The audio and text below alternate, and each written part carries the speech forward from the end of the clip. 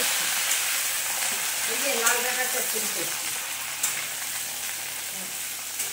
লাল ডাঁটা চচ্চড়ি, লাল ডাঁটা, হ্যাঁ, এই যে লাল ডাঁটা কি ফোড়ন দিয়ে? পাঁচফোড়ন। পাঁচফোড়ন দিয়ে লাল ডাঁটার চচ্চড়ি করছি। এবার সর্ষে বাটা, সর্ষে লঙ্কা বেটে দিয়ে দেবে। বেটে দিয়ে দেবো, চিনি মিষ্টি দিয়ে ঝাল ঝাল মিষ্টি মিষ্টি নামিয়ে নেবো।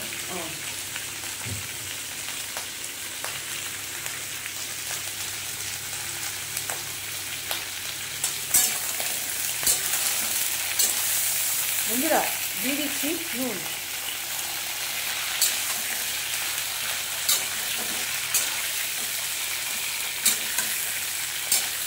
এখন হলুদ না, হলুদ দিয়ে যাবো। বন্ধুরা এই ডাঁটাটা কষে নিই, তারপর দেখাচ্ছি কী করে কী করছে। বন্ধুরা দিয়ে দিচ্ছি হলুদ। হলুদ দিয়ে এবারে এটাকে কষে নিয়েছি।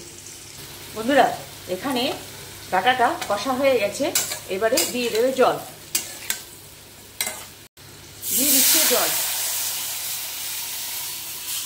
এবার এটা এই জলে সেদ্ধ হবে। তারপরে এই যে সর্ষে ধুয়ে বেটে তারপরে এই সর্ষেটা এতে যাবে। বন্ধুরা দিয়ে দিল সর্ষে বাটা।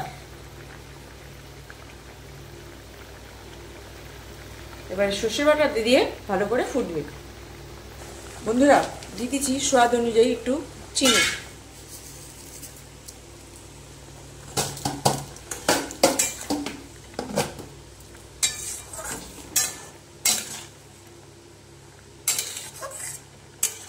আর সর্ষে দিতে হবে। এবার এতে দিয়ে দেবে লঙ্কা বাটা। বন্ধুরা এই যে ডাঁটা চচ্চড়ি হয়ে গেছে, ডাঁটা চচ্চড়ি দিয়ে আপনি খেয়ে নেবেন। এটা এবারে না গন্ধ চলেছে না পাঁচফোড়ন।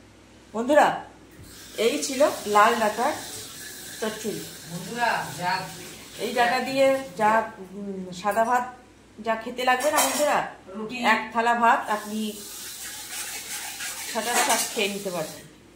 তো লাল ডাঁটার চচ্চড়ি এই যে ছিল আজকে আমার লাল ডাঁটা চচ্চড়ি। কেমন লাগছে বন্ধুরা লাল ডাঁটা চচ্চড়ি? ডাঁটাটা এত ভালো না।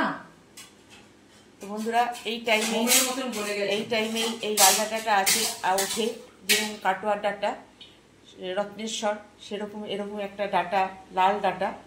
তো এই ডাঁটাটা খেতে ভীষণ সুন্দর, যেমনি মিষ্টি তেমনি খুব সুন্দর খেতে আর। তো আজকে নেওয়া হয়েছিল, তো সেই জন্য দিদি মায়েরই আর কি ডাঁটার চচ্চড়ি করলো। কেমন লাগছে বন্ধুরা? ভালো লাগছে লাইক শেয়ার কমেন্টস করে দেবেন, আর পারলে সাবস্ক্রাইব করবেন।